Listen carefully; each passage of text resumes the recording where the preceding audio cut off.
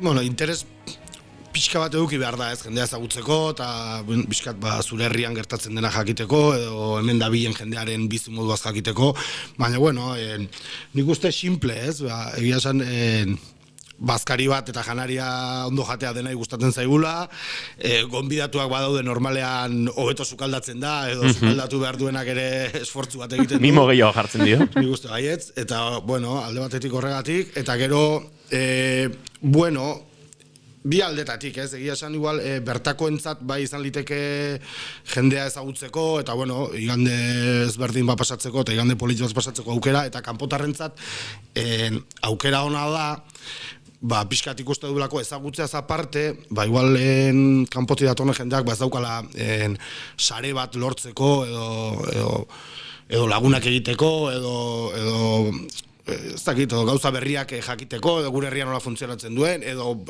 tarama burokratikoak, edo eskolako gauzak, edo umeen gauzak, pixkat elkartzeko ondo da, hola. Gehien bat, kanpotarrentzat ere bai, askotan, denei pasazaigulako kanpora junda, gure kasun beti kanpora jungearen oporretara jungea, eta orduan ez dugu olako beharrik edoki, baina kanpoti datorren jendeak askotan laguntza bat, edo telefono bat edukitzeak, edo pixkat, behin hitzein dezun pertsona batekin, gero kalean ikusten baduzu, normalan kalean galditzezea, egunerokotasunaz hitz egiten da, ez dakit lenguenan adibidez elkartu ziran hemen oendala 13 urte Tolosan bi familia, hemengo Tolosar familia bat eta kanpotik etorri ziren familiar bat, eta beraiek komentatzen zuten, adibidez, bizilagunaken ezautu zuten familia horrek, beraiek umeak eduki zituztenean, ospitalean zegoen bitartean, beste umea zaintzeko, laguntza eduki zutela, eta holako detaile txikiak, askotan egunerokotasunan oso garrantzitsuak dianak, ez, laguntza sare bat edukitzea, edo bintzat, pertsonen sare bat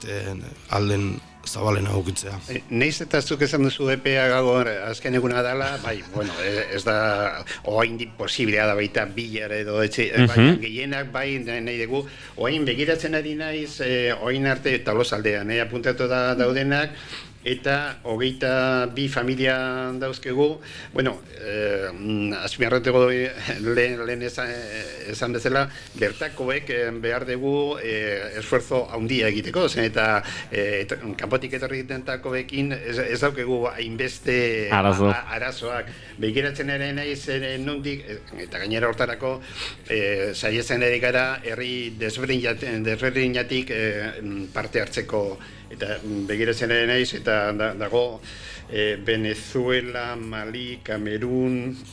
Argelia, Costa de Marfil, Colombia, hainbeste lekutatik, ez da? Eta hemen animatzen dugu bertakoekin hori da. Apuntatzeko. Bertakoek egin behar dutena, garbi geratu espalin bada da,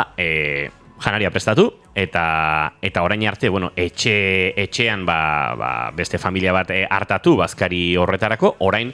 aukera ere bada, hau nolabait parkean gertatzeko, edo, mendi edo natura giroan edo gertatzeko, eta izen emateak, pixka bat, eramaten zaituzte hortara, eta gero dinamizatzaile bat egongo da, pixka bat, bi familia horien arteko komunikazio laguntza behar balitz, edo bestelare, pixkate, dinamikak nolakoak diren argitzeko, ez daratz?